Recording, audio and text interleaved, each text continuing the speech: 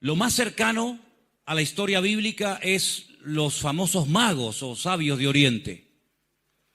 Pero en todos estos días y semanas que llevo prestando atención, no he oído ni una sola vez el nombre Jesús, o Jesucristo, o Mesías, ni una sola vez. Y yo les lanzo una pregunta a todos ustedes en esta noche. ¿Qué es lo que estamos celebrando? ¿Esto qué es? ¿Para entretenerles a ustedes? ¿No tenemos otra cosa que hacer en la vida que venir aquí y ver aquí a los niños y a los jóvenes? ¿Qué hay detrás de todo esto? ¿Por qué se decoran las ciudades? ¿Por qué algunos ponen arbolitos? ¿Y por qué parece que la gente como que tiene que tirar la casa por la ventana y tienen que comer más que nunca, aunque no tengan hambre, aunque te siente mal la comida, pero... Y venga regalos al abuelo y regalos a este y regalos al otro. ¿Qué hay detrás de todo esto? ¿Qué es la Navidad? ¿Qué es Navidad? ¿Es simplemente una fiesta más? ¿Como carnavales? ¿Como Semana Santa? ¿O cualquier otra? ¿Qué se está celebrando? ¿Qué está el mundo recordando? Yo estoy plenamente convencido que si fuera bíblica la fiesta y fuera un mandato celebrarla, nadie la celebraría. Pero basta que la Biblia no mencione ni siquiera una sola vez la palabra Navidad para que todo el mundo quiera celebrarla. Es como llevar la contradicción. Dicen que a partir del siglo IV, 400 y pico después de Cristo, alguien decidió que la noche entre el 24 y el 25 de diciembre, que era una noche en la que se celebraba una fiesta muy, muy pagana con un trasfondo terrible, alguien decidió que a partir de ese momento se recordara de una forma especial el nacimiento de Jesús. Es decir, que durante más de 400 años los cristianos no celebraron entre el 24 y el 25 la fiesta de la Navidad. Cuando vamos a la Biblia encontramos que ni siquiera la palabra aparece. Ahora, lo que sí le cuenta la Biblia, y si ustedes han prestado atención a la lectura que Marcos nos traía esta noche, es que hace 2000 años, en un pequeño pueblo que existe y que se puede visitar hasta el día de hoy, que se llama Belén, Bet-Lehem, la casa del pan, nació un tal Yeshua HaMashiach, más conocido como Jesucristo. Y la pregunta es, ¿y qué? ¿Y cuánta gente ha nacido en Belén de Judea? Por ejemplo, el rey David nació en Belén de Judea. Una tal Noemí con su suegra Ruth vivían en Belén de Judea. ¿Y qué tiene que ver que Jesús haya nacido en ese pueblo? Es que no nació por casualidad ni nació como un personaje más, sino que este personaje o era un falso, o era el mentiroso más grande de todos los tiempos, o lo que decía era la verdad. No hay término medio. Por eso cuando tú hablas con una persona puedes hablar de política, de fútbol, de lo que tú quieras, pero en el momento en el que se toca el tema de Cristo, el ambiente cambia. El ambiente cambia radicalmente. ¿Qué tiene esta persona? ¿Qué tiene este personaje que pone de mal humor a mucha gente? ¿Qué tenía o qué tiene Jesús que cuando se menciona su nombre la gente como que se pone en guardia y dice, cuidado con este? ¿Qué tiene ese personaje? Ya en su época lo quisieron matar y aún ni hablaba, ni caminaba, no dijo absolutamente nada, y ya un rey llamado Herodes promulgó un edicto con la intención de matarlo. Se le escapó.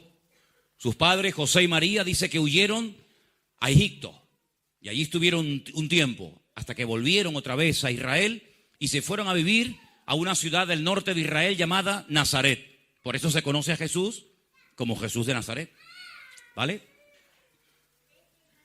Así que a los pocos días de nacer o a poco tiempo ya querían matarlo.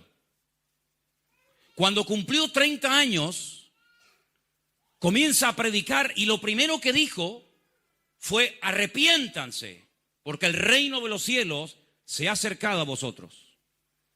Esa fue la primera palabra de su predicación, de su mensaje. Hasta los 33 años recorrió todo su país a pie. Lo recorrió de punta a punta, de norte a sur, de este a oeste. Cuenta la historia que miles de personas le seguían, algunos porque lo amaban y otros porque lo odiaban. Hay que decir la verdad. Algunos porque quedaban prendidos con su palabra y con su personalidad y con lo que hacía y cómo lo hacía, y otros porque no veían la hora de quitárselo de encima. A los 33 años se va la última semana de su vida a una ciudad que se llama Jerusalén. Y allí en esa última semana organizan los religiosos de la época todo para acabar con su vida.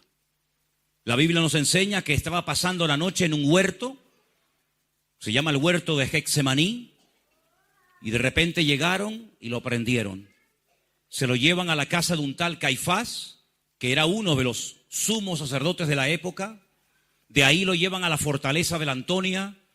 Pilato lo manda a azotar. Había la costumbre de decir, bueno, ¿a quién quieren que suelte? ¿A este hombre o a este? El pueblo optó por un tal Barrabás. Deciden crucificar a Cristo. Lo llevan a un lugar llamado el Monte de la Calavera, porque es una auténtica calavera. Lo crucifican a las 7 de la mañana y antes de las 3 de la tarde muere.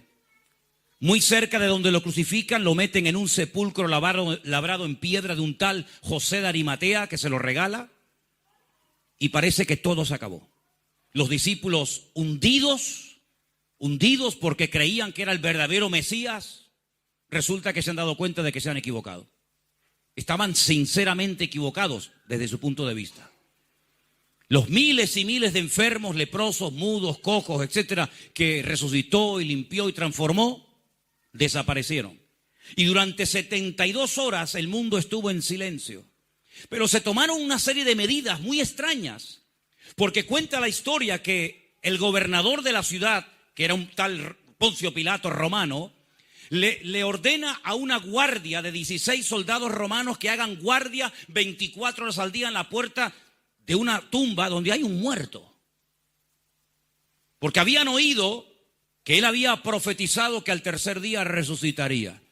Y entonces, para evitar que esto ocurriera, lo meten en un sepulcro, ponen 16 soldados romanos armados con la orden de que nadie se acerque, ponen una piedra en la puerta del sepulcro que se puede visitar hoy en día de más de 4.000 kilos, ponen un precinto romano y vuelvo a repetir, todo se acabó.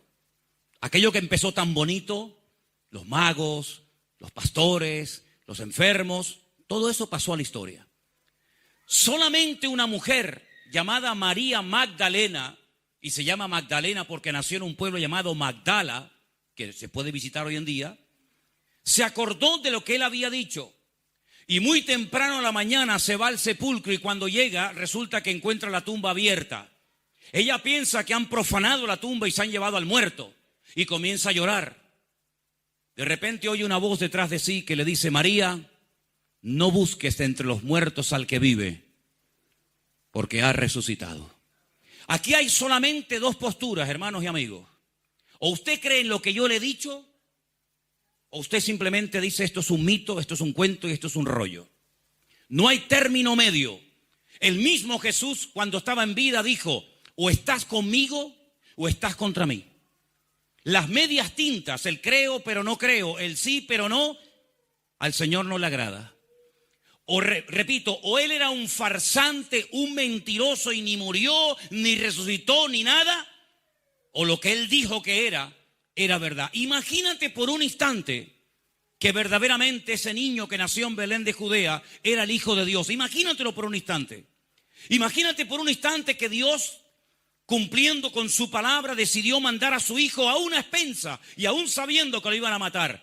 Yo no entregaría jamás a ninguna de mis hijas para que muriera por ninguno de ustedes, por ninguno, ni siquiera por mi mejor amigo.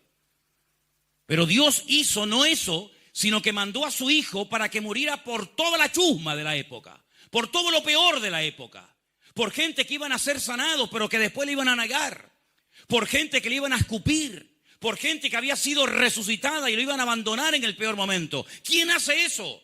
No hay ni un solo padre ni una sola madre en este mundo que sea capaz de entregar a su hijo para que muera por otro.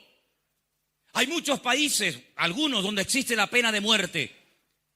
¿Te imaginas que tú digas, bueno, voy a mandar a uno de mis hijos para que ocupe el lugar de ese criminal y de ese asesino, y en vez de morir él en la cámara de gas o en la silla eléctrica, que muera mi hijo y lo perdonen al asesino? ¿Quién haría eso? Nadie, jamás. Nadie haría eso. Pero hubo un personaje en la historia que hizo eso. Porque la pregunta es, ¿por qué murió Jesús? ¿Por qué murió? Si dice la Biblia que él nunca pecó. Si analiza su vida desde un punto de vista no religioso, simplemente objetivo, como una persona que simplemente quiere obtener información sobre el personaje, y punto. Observa que era una persona buena, cariñosa, amable. Los niños se mataban por estar con él. Los enfermos recorrían centenares de kilómetros para recibir ayuda y la recibían.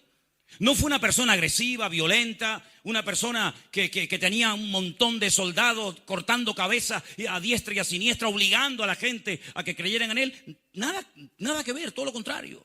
Incluso en una ocasión dice que quisieron hacerlo rey y él dijo, no, cogió y se mandó a mudar. ¿Por qué lo tuvieron que matar? Dice la Biblia que la paga del pecado es la muerte. Y todos nosotros somos pecadores. Todos somos pecadores. El que no engañó a su mujer, lo hará. El que no mintió, algún día mentirá. El que no robó, tal vez hizo otra cosa, pero no hay injusto ni a un solo uno delante de Dios. No hay nadie que pueda levantarse delante de Dios y decir, yo soy más bueno que Dios. Es más, si te atreves a hablar así, es que eres el ser más soberbio y orgulloso que pisa el planeta Tierra. La paga del pecado es la muerte, amigo. Y gente más buena que nosotros, y más sabia que nosotros, y más rica que nosotros, y más culta que nosotros, están ahora mismo muertos. No hay nadie que se pueda librar de esto, nadie. Los ricos se mueren, los pobres se mueren, los médicos se mueren, los arquitectos se mueren, todo el mundo se morirá. Pero dice la Biblia, ¿por qué lo enseñó? Que cuando morimos, aunque algunos dicen que no hay nada, pero Él dijo que después de esta vida nos tendremos que presentar delante de Él a rendirle cuentas. ¿Y cuántas veces yo he pensado, digo, una vez un hombre llamado Poncio Pilato, gobernador de Judea, lo juzgó a él. A Poncio Pilato se tendrá que presentar delante de aquel que él crucificó. Aquel que fue tan cobarde que se lavó las manos, algún día tú tendrás que rendir cuentas delante de ese. Y todos aquellos que le negaron, ¿te imaginas Judas? ¿Te imaginas todos los que han dudado de él y lo han insultado y lo han calumniado? Todos en fila india pasaremos delante de su presencia a rendirle cuentas. Unos a los 30, otros a los 40, otros a los 80, otros a los 106 como mi abuelo. Pero todo ser humano algún día tendrá que presentarse delante de él. Y por eso en estos días, aunque sabemos que no nació Jesucristo el 24 de diciembre, ya lo hemos dicho 1.000.000 de veces, pero a mí me viene de perlas que ustedes estén aquí esta noche. Porque aunque tengo que decir que efectivamente Jesús no nació